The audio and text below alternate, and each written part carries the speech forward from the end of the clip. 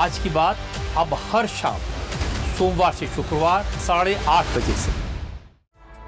और आज सुबह की बड़ी खबर, महाराष्ट्र के ठाणे में हुई BMW हादसे की एक नई तस्वीर आई है। इस तस्वीर से खुलासा हुआ है कि हादसे के वक्त कार की रफ्तार 250 किलोमीटर प्रति घंटे से ज्यादा की थी और इतनी तेज रफ्तार की वजह से कार बेकाबू हो गई और डिवाइडर से टकरा गई।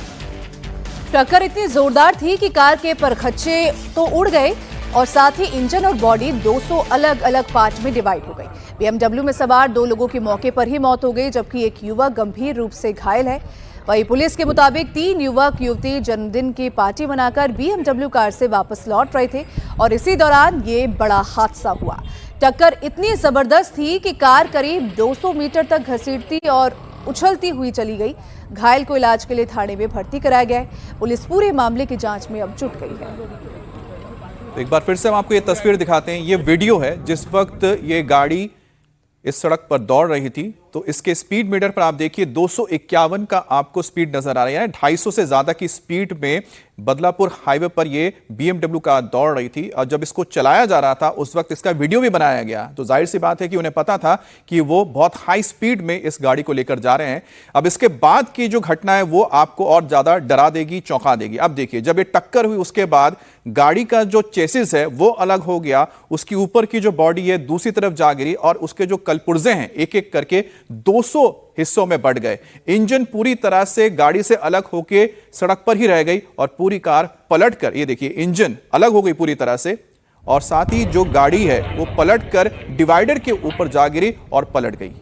तो ये जो तस्वीर है बताती है कि कितने खतरनाक ढंग से इस कार को चलाया जा रहा था।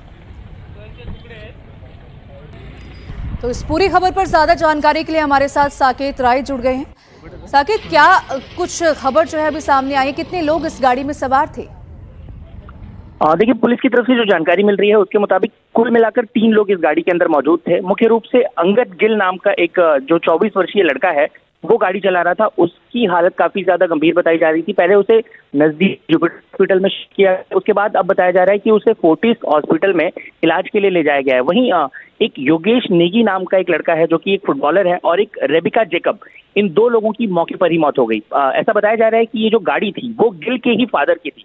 तो ऐसे में पुलिस इस घटना से जुड़े हुए फुटेज, CCTV फुटेज, गाड़ी की रफ्तार क्या थी, सबकी जांच कर रही है। ये भी बताया जा रहा है कि घटना से कुछ देर पहले ही जो मृतक हैं उनमें से ही ये वीडियो शेयर किया गया जिसमें साफ तौर पर ये नजर आ रहा है कि गाड़ी किस तरीके से 251 किलोमीटर प्रति घंटे की रफ्तार से चल रही है। तो ऐसे में कहीं ना कहीं ये सवाल उठता है कि इतनी तेज रफ्तार से गाड़ी चल रही थी, कई कदम नहीं उठाए गए। पुलिस भी इस मामले में इन्वेस्टिगेट कर रही है। जो शख्स है जो कि गाड़ी चला रहा था अंगद गिल, वो भी काफी ज्यादा अभी गंभीर है। परिवार वहां पर पहुंचा हुआ है, आसपास के लोग वहां पहुंचे हैं। हालांकि अब देखना यह होगा कि पुलिस की इन्वेस्टिगेशन में क्या कुछ निकलकर सामने आता है, क्योंकि कहीं ना कहीं एक तरीके से लापरवाही का भी ये पूरा मामला है। अगर आप देखें जिस रफ्तार से गाड़ी चलाई जा रही थी, सोशल मीडिया पे पोस्ट किया गया, ये सारी चीजें अब पुलिस की जांच का विषय है। दिखा भी रहे हैं और बता भी रहे हैं कि इस वीडियो में साफ नजर आ रहा है 251 की स्पीड नजर आ रही है। जाहिर सी बात है कि उन्हें भी पता है कि वो कितने खतरनाक ढंग से गाड़ी चला रहे थे।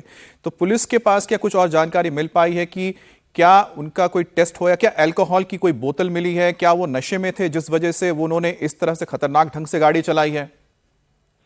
देखिए अमित, ये जिस तरीके की घटना है या जिस रफ्तार से ये टक्कर हुई है उसके बाद स्थिति काफी ज्यादा गंभीर बनी हुई है, क्योंकि 2 लोगों की मौके पर ही मौत हो गई थी। जो एक शख्स गंभीर रूप से घायल है उसका भी अभी तक कोई मेडिकल कराना संभव नहीं हो पाया क्योंकि उसकी हालत काफी ज्यादा गंभीर है। तो अब ऐसे में देखना ये होगा कि ये लोग जिस जगह पर थे, जिस लोकेशन पर थे घटना के पहले, वो लोकेशन कहाँ की थी, वो किसके साथ थे, ये सारी चीजें पुलिस इन्वेस्टिगेट कर रही है। ये पता कर रही है कि जिस वक्त एक्सीडेंट हुआ उसके ठीक पहले ये 3 लोग क्या किसी पार्टी में थे या किसी जगह पर ये मौजूद थे, उसके पहले का ये क्या बैकग्राउंड था, क्या हिस्ट्री थी, इस पर भी पुलिस जांच कर रही है। हालांकि सबसे एक इम्पॉर्टेंट बात यह है कि आप ये समझिए जिस रफ्तार से गाड़ी चल रही था, उस वक्त नॉर्मल टाइम रहा होता, अगर उस रफ्तार से ये चलती तो ये घटना कितनी गंभीर हो सकती थी। जाहिर सी बात है कि पुलिस इस पूरी गंभीरता को ध्यान में रखते हुए जितने भी मृतक हैं। अच्छा साकेत, एक चीज बताइए कि जहां पर हम देख रहे हैं कि हाईवे पूरी तरह से खाली है, क्या ये जो हाईवे है क्या अमूमन यहां पर इसी तरह से इतनी कम ट्रैफिक होती है कि या बहुत ज्यादा गाड़ियां रहती हैं?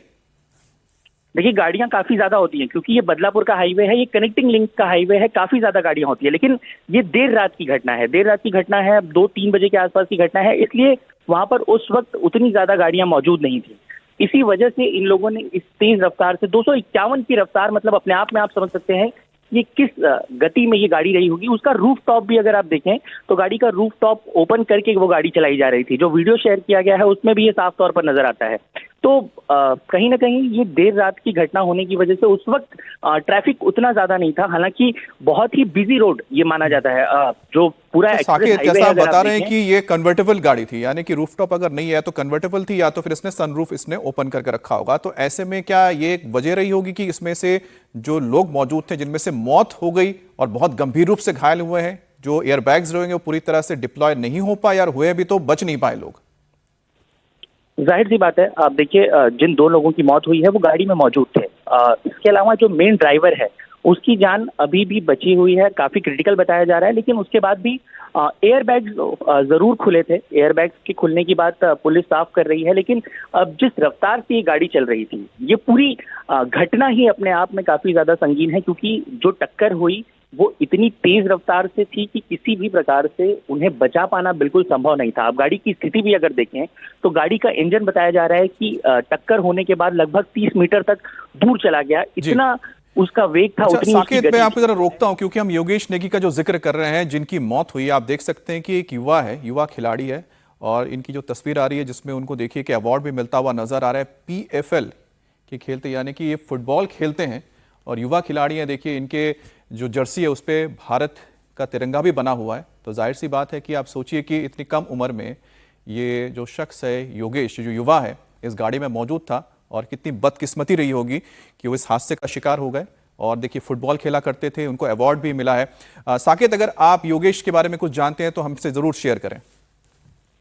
जी, योगेश की अगर प्रोफाइल देखी जाए, उसका बैकग्राउंड देखा जाए तो कई लोकेशंस पर उसने फुटबॉल को रिप्रेजेंट किया है। फुटबॉल का एक अच्छा खिलाड़ी माना जाता है। उसके दोस्तों ने भी सोशल मीडिया प्लेटफॉर्म्स पर इस घटना का जिक्र किया है, उसे सब याद कर रहे हैं। जाहिर सी बात है ये एक गंभीर घटना है। इस घटना को ध्यान में रखते हुए एक तरफ तो पुलिस की इन्वेस्टिगेशन होगी, दूसरी तरफ संवेदनशीलता भी बढ़ती जा रही है। हालांकि एक तरीके से आप देखें, अगर 251 किलोमीटर प्रति घंटे की रफ्तार से अगर गाड़ी चलती है तो ये लापरवाही का मामला जरूर है अपने आप में। लेकिन सभी आगे जब इन्वेस्टिगेशन होगा तो साकेत, हो सकता है और निकलकर जानकारी सामने आएगी कि किस वजह से आखिरकार ये दुर्घटना हुई है। क्या इसकी वजह तेज रफ्तार थी, या फिर जो गाड़ी चला रहे थे क्या वो नशे में थे जिसकी वजह से समझ नहीं पाए और इतनी बड़ी लापरवाही की कि इसमें लोगों की जान भी चली गई, और एक शख्स जो इसमें है जो अभी भी जिंदगी और मौत के बीच झूल रहा है। अयोध्या के राम मंदिर में चढ़ावा चोरी की जांच कर रही एसआईटी ने मुख्यमंत्री योगी आदित्यनाथ को अपनी 150 पन्नों की प्रारंभिक जांच रिपोर्ट सौंप दी है। 6 दिनों तक जांच और 150 से ज्यादा लोगों से पूछताछ के बाद ये रिपोर्ट पेश की गई है। प्रारंभिक रिपोर्ट में एसआईटी ने कुछ बेहद चौंकाने वाले खुलासे भी किए हैं। सूत्रों की माने तो रिपोर्ट में एसआईटी ने ट्रस्ट के किसी बड़े पदाधिकारी का जिक्र नहीं किया है। शुरुआती जांच रिपोर्ट में गिनती में लगे ट्रस्ट के कर्मचारी, एसबीआई के कर्मचारी और निजी कंपनी के लोगों का जिक्र है। इसके अलावा जांच से सामने आया है कि दानपात्र से जो रुपया निकाला गया उसे काउंटिंग सेंटर ले जाने, गिनती करने और रखने का सिस्टम ठीक नहीं है। मंदिर में सोने चांदी के जो जेवर चढ़ाए जाते हैं उनका भी रखरखाव और गिनती ठीक नहीं है। रिपोर्ट में चढ़ावे की रकम को बैंक तक ले जाने के तरीके में खामी का भी जिक्र है। चढ़ावा चोरी केस में एसआईटी ने अब तक 150 लोगों से भी पूछताछ की है। इनमें से 25 ऐसे लोग हैं जिनका रोल संदिग्ध है। एसआईटी की सिफारिश पर इन लोगों के खिलाफ अब कार्रवाई हो सकती है।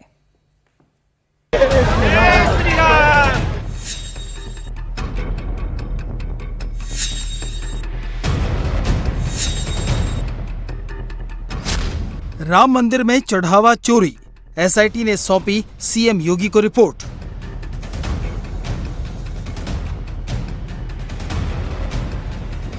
एसआईटी की शुरुआती आई रिपोर्ट, राम मंदिर में कितने चढ़ावा चोर।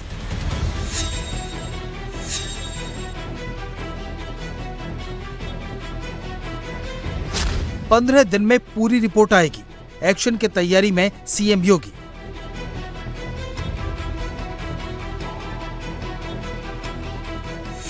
राम मंदिर के चढ़ावा चोरी मामले में एसआईटी की शुरुआती रिपोर्ट आ गई है। रविवार की शाम एसआईटी टीम ने सीएम योगी से मुलाकात की। टीम ने सीएम योगी को 6 दिन में 60 घंटे तक हुई जांच की पूरी जानकारी दी। सूत्रों की माने तो एसआईटी ने ट्रस्ट के किसी बड़े पदाधिकारी का जिक्र नहीं किया है। शुरुआती जांच रिपोर्ट में गिनती में लगे ट्रस्ट के कर्मचारी, एसबीआई के कर्मचारी और निजी कंपनी के लोगों का जिक्र है। प्रारंभिक रिपोर्ट है जो पूरे चढ़ावे की जांच करने के लिए एसआईटी पहुंची थी।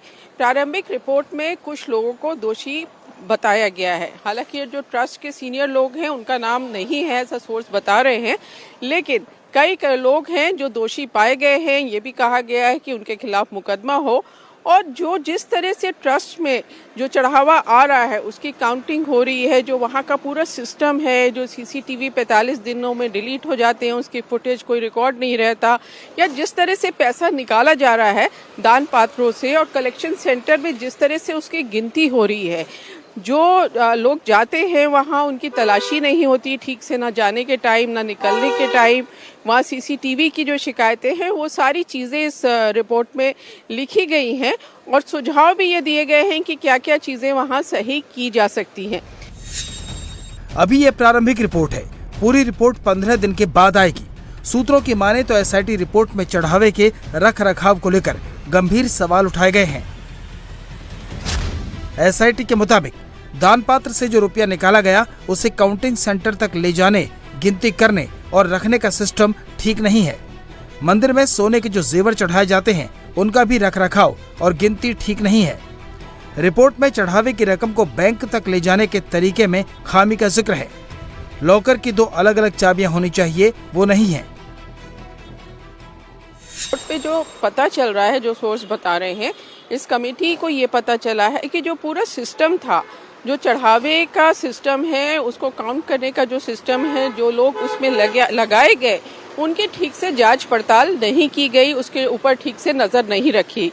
एक बड़ी बात इस रिपोर्ट में सोर्स ये बता रहे हैं, ये भी कहा गया है कि बैंक के बहुत सारे लोगों को भी जिम्मेदार ठहराया गया है इस गड़बड़ी के लिए और उनके खिलाफ भी कार्रवाई करने की बात की गई है।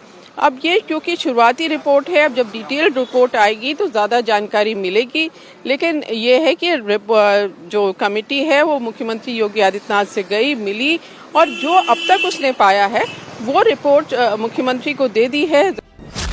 चढ़ावा चोरी केस में एसआईटी ने अब तक 150 लोगों से पूछताछ की है। इनमें से 25 ऐसे लोग हैं जिनका रोल संदिग्ध है। एसआईटी की सिफारिश पर इन लोगों के खिलाफ कार्रवाई हो सकती है। इसके संकेत एसआईटी के आदेश में भी मिल रहे हैं।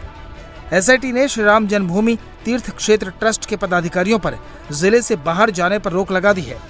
जिन कर्मचारियों का नाम चढ़ावा चोरी में आया है उन पर भी अयोध्या से बाहर जाने पर रोक लगाई गई है। सूत्रों के माने तो राम मंदिर चढ़ावा चोरी में एसआईटी के रेडार पर रमाशंकर यादव उर्फ टिन्नू सबसे ऊपर है, क्योंकि टिन्नू यादव के पास राम मंदिर के चढ़ावे की पूरी जिम्मेदारी थी। इस बीच मंदिर से जुड़े एक और शख्स का नाम सामने आया है। ये नाम है फूलकांत मिश्रा। फूलकांत के पास राम मंदिर के आभूषणों की देखभाल और रखरखाव की जिम्मेदारी थी। फूलकांत मिश्रा कुछ साल पहले तक अयोध्या में एक छोटी सी दुकान में रत्न और नग बेचा करता था और लोगों का भविष्य बताता था, लेकिन आज उसके पास 4 बड़ी गाड़ियां हैं। अयोध्या के पौष इलाके में अपना बंगला है। फूलकांत मिश्र, मकान नंबर 23/4/31A। ये वो भूमि है जो राम मंदिर से लगती हुई है और इस मंदिर का अधिकांश हिस्सा मंदिर ने अधिग्रहित कर लिया, लेकिन इस मकान को अधिग्रहित नहीं किया है।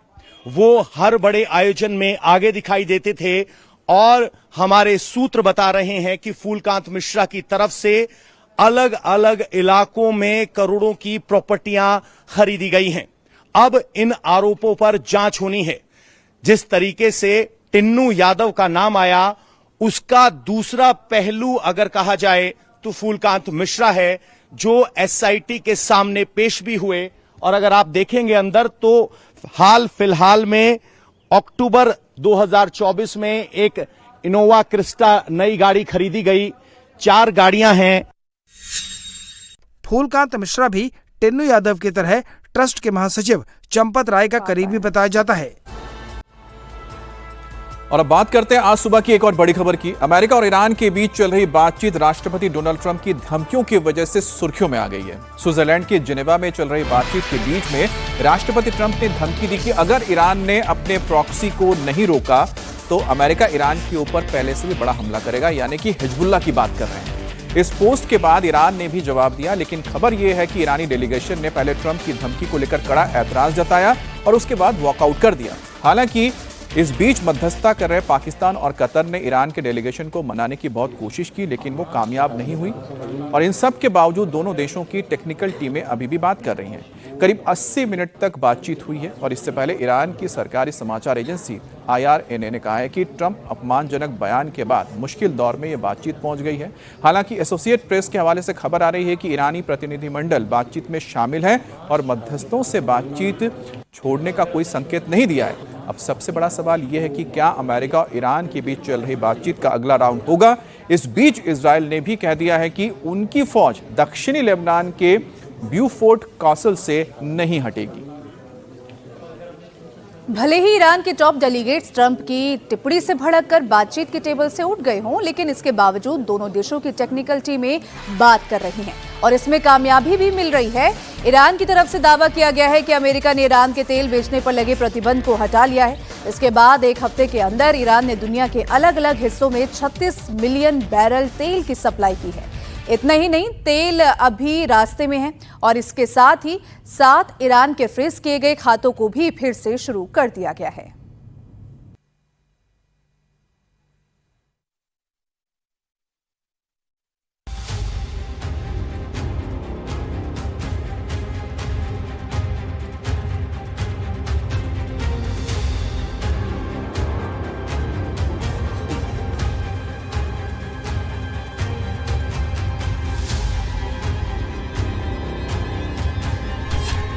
ट्रंप की धमकी से बिगड़ा शांति वार्ता का माहौल।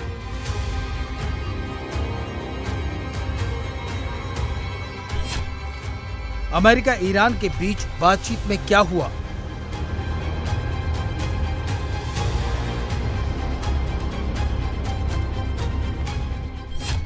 बातचीत होगी कामयाब या फिर जंग के आसार?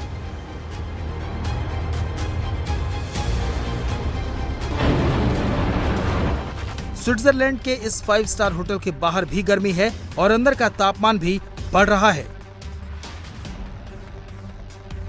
ट्रंप और पेजेश्कियन ने जिस MOU पर दस्तखत करके पूरी दुनिया को दिखाए, उसे अमली जामा पहनाने के लिए स्विट्जरलैंड में हो रही बातचीत के पहले ही दिन माहौल बिगड़ गया। इस पूरी बातचीत का फोकस तेहरान और वाशिंगटन की MOU को लागू करने पर था, साथ ही लेबनान को लेकर बन रहे हालात पर भी था। लेकिन बातचीत के बीच में डोनाल्ड ट्रंप की हरकतों की वजह से एक बार फिर माहौल बिगड़ गया।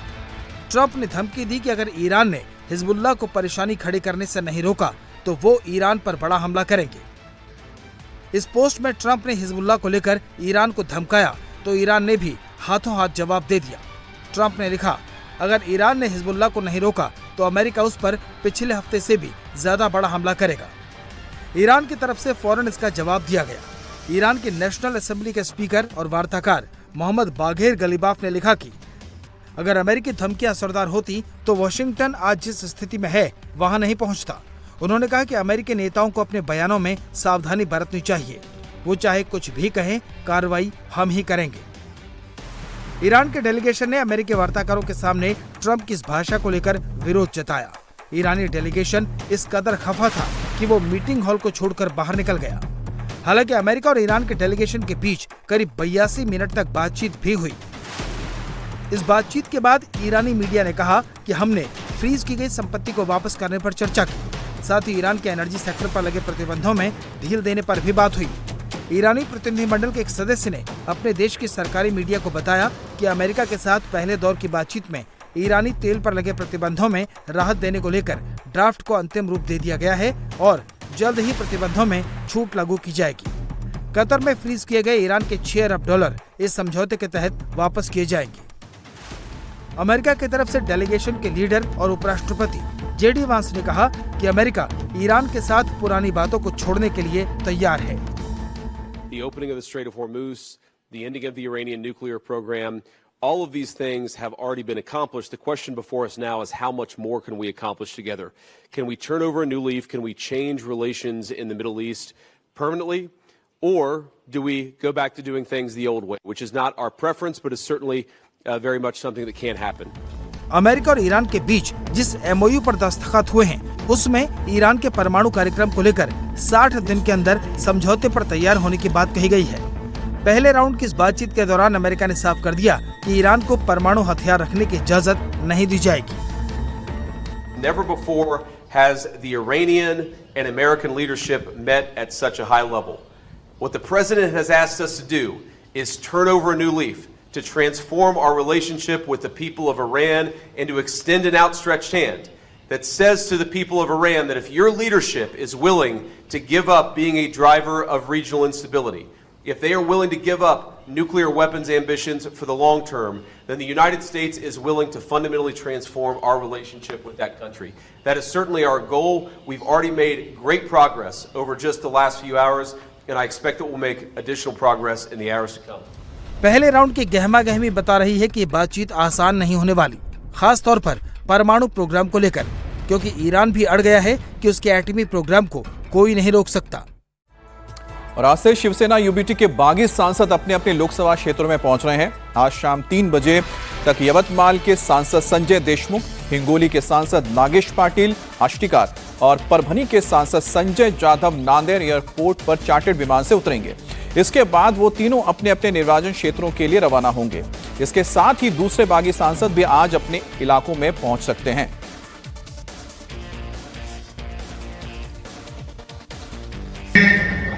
गद्दारी झाली तिथल्या मतदारसंघात जाऊन मतदारांची मी माफी मागतोय, तशीच तुमची पण मागतोय।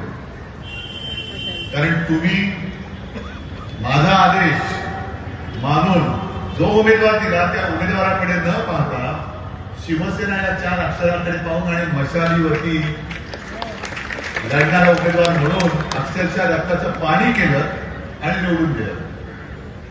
साहजिकच आहे, उमेदवारी मी दिली होती, त्याच्यामुळे ही चूक माझी आहे आणि त्या चुकीबद्दल मी तुमची माफी मागतो। हे अनुभव गेल्या 60 वर्षातले आहेत। आतापर्यंत अनेकदा शिवसेना फोडण्याचा प्रयत्न झाला, फोडली, तोडली। शिवसेना तशी कमजोर होईल याचा प्रयत्न केला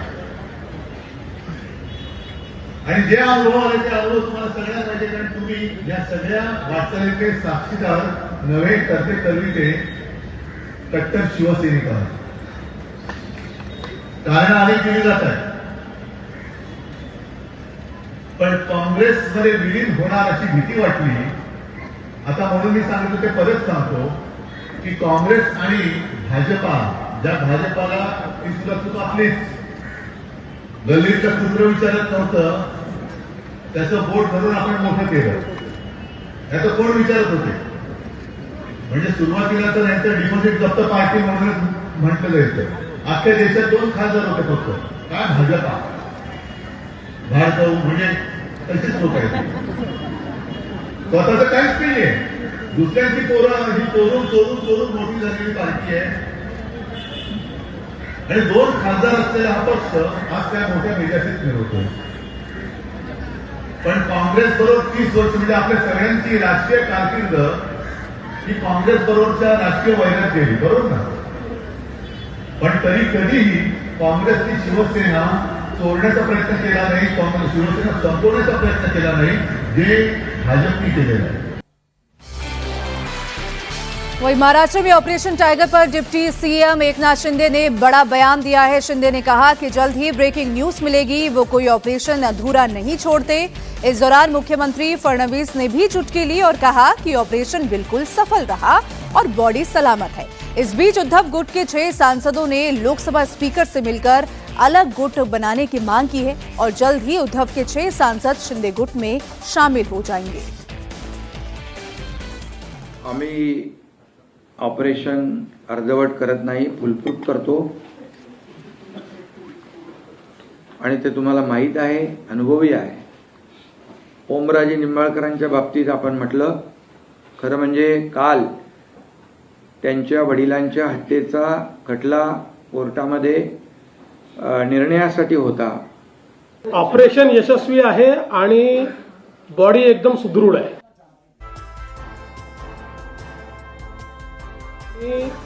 बॉडी एकदम सुदृढ है. और बड़ी खबर एनकाउंटर से जुड़ी हुई है। बिहार के भरत तिवारी एनकाउंटर के मामले में विपक्ष के आरोपों पर केंद्रीय मंत्री जीतन राम मांझी ने तीखा पलटवार किया। जहानाबाद में पूर्व सीएम राबड़ी देवी के आरोपों पर पलटवार करते हुए जीतन राम मांझी ने न सिर्फ इस एनकाउंटर को 100% सही ठहराया, बल्कि साफ शब्दों में कहा कि अगर कोई पुलिस पर पिस्टल तानेगा तो पुलिस आत्मरक्षा में गोली ही चलाएगी। मांझी ने मृतक के परिवार की थ्योरी पर सवाल उठाते हुए पूछा कि अगर भरत तिवारी मानसिक रूप से विक्षिप्त था तो उसके हाथ में रिवॉल्वर किसने दी? घर वालों ने उसे हथियार छीना क्यों नहीं? मांझी ने सीधे आरोप लगाते हुए कहा कि राबड़ी देवी को जंगल राज इसलिए याद आ रहा है क्योंकि उन्होंने खुद अपने शासनकाल में बिहार में असली जंगल राज कायम किया था। मांझी ने कहा कि सम्राट चौधरी की सरकार इस मामले में न्यायिक जांच के आदेश दे चुकी है, इसलिए जांच रिपोर्ट का इंतजार करना चाहिए। जिस कहता है उसका परिवार की विक्षिप्त था तो रिवॉल्वर क्यों उसके हाथ में दिया गया था? क्यों रखा गया था? रिवॉल्वर छीन लिया जाता, परिवार नहीं उसको देता। इसका मतलब है कि जानबूझकर परिवार वाले लोगों ने उसको उस्काया है।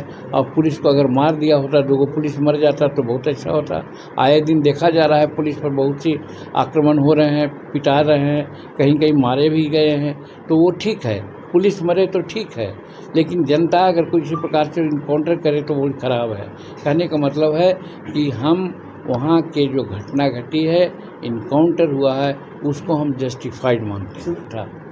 जब न्यायिक जांच है तो जांच होगा, जांच अपना काम करेगा, जांच पर फल जो आएगा वो देखा जाएगा। तो राबड़ी देवी इसलिए कहती है कि जंगल राज उन्होंने राज यहाँ किया है, जिस समय कि उनके घर पर बैठ करके तय किया जाता था कि दे रहो फलानमा के इतना रुपया, काम चली लड़कन लोग भूखा बा हो, डॉक्टर बड़ी तू कमैला है दे रहा पैसा, इंजीनियर तू बड़ी कमैला है पैसा दे रहा। ये बात आज नहीं हो रही है। किसी की हिम्मत नहीं है कि एक अन्य मार्ग में आकर के कोई कहेगा जंगल राज वो था, ये जंगल राज नहीं। यहाँ तो देख रहे हैं कि इनकाउंटर हो रहा है, हाफ इनकाउंटर हो रहा है, तो जो कर रहा है वो फेस कर। हो सकता है बहुत तरह की बात राजनीति चलती है, मैं राजनीति नहीं करता हूँ, मैं वास्तविकता को बतलाता हूँ। अगर हम पर कोई पिस्टल दिखलाता है तो हम उसको ज़रूर मारेंगे, वो कैसा भी क्यों हो। तो इसलिए पुलिस पर पिस्टल दिखलाया तो पुलिस ने ऐसा किया तो गलत नहीं। इस बीच भरत तिवारी के एनकाउंटर का मामला अब सुप्रीम कोर्ट पहुंच गया है। अधिवक्ता विशाल तिवारी ने जनहित याचिका दाखिल कर इसे कथित फर्जी एनकाउंटर बताते हुए सीबीआई जांच करने, संबंधित पुलिसकर्मियों के खिलाफ एफआईआर और सुप्रीम कोर्ट के रिटायर्ड जज की निगरानी में स्वतंत्र जांच समिति गठित करने की मांग की है। याचिकाकर्ता का कहना है कि ऐसे मामलों में कानून के शासन और नागरिकों के मौलिक अधिकारों की रक्षा के लिए स्वतंत्र और निष्पक्ष जांच जरूरी है। इसी के आधार पर सुप्रीम कोर्ट से हस्तक्षेप करने की भी अपील की गई है। और इस बीच पुलिस की कार्रवाई के खिलाफ कैमूर में परशुराम सेना, करणी सेना और सर्व समाज ने आक्रोश मार्च निकाला। कैमूर के भभुआ में भारी संख्या में सर्व समाज के लोग सड़कों पर उतर आए। भभुआ नगर पालिका मैदान से लेकर एकता चौक तक एक आक्रोश मार्च भी निकाला गया। प्रदर्शनकारियों का आरोप है कि भरत तिवारी फर्जी एनकाउंटर में हत्या की गई है उनकी। इस मामले में संलिप्त सभी दोषी पुलिसकर्मियों की उन पर तुरंत सेवा से बर्खास्त उन्हें किया जाए और उन पर हत्या का मुकदमा दर्ज कर उन्हें जेल भेजा जाए। साथ ही भरत तिवारी के परिवार वालों के लिए 1 करोड़ का मुआवजा और उन्हें शहीद का दर्जा देने की भी मांग की गई है। और बड़ी खबर उत्तर प्रदेश के प्रयागराज से आ रही है, जहां पर नाबालिग से रेप के आरोपी को पुलिस ने एनकाउंटर के बाद गिरफ्तार किया है। प्रयागराज के पूरा मुफ्ती इलाके में 14 जून को आरोपी मुशर्रफ नाबालिग को घर से उठाकर ले गया और उसका रेप किया। आरोप है कि इस दौरान उसने लड़की को धमकी दी, साथ उसके शरीर को सिगरेट से भी दागा। रेप के बाद आरोपी युवक लड़की को उसके घर के बाहर छोड़कर भाग गया। पीड़ित परिवार ने इस मामले की शिकायत थाने में कर दी, लेकिन मुकदमा दर्ज नहीं हुआ। इस पूरे मामले की जानकारी जब बीजेपी नेता सिद्धार्थनाथ सिंह को हुई तो उन्होंने पुलिस से सख्त एक्शन लेने के लिए कहा। विधायक सिद्धार्थनाथ सिंह के निर्देश के बाद पुलिस ने रेप के आरोपी मुशर्रफ सहित 3 अज्ञात के खिलाफ मुकदमा दर्ज करके दबिश देना शुरू कर दिया। इस दौरान मुखबिर की सूचना पर पुलिस ने मुशर्रफ को पूरा मुफ्ती इलाके के एक गांव में घेरा तो उसने तमंचे से पुलिस पर फायरिंग कर दी। पुलिस ने भी क्रॉस फायरिंग किया, जिसमें आरोपी मुशर्रफ के दोनों पैर में गोली लगी। पुलिस ने उसे अस्पताल ले जाया गया, लेकिन एक तमंचा और साथ में उसके पास से कारतूस भी बरामद हुआ और उसकी गिरफ्तारी हो गई।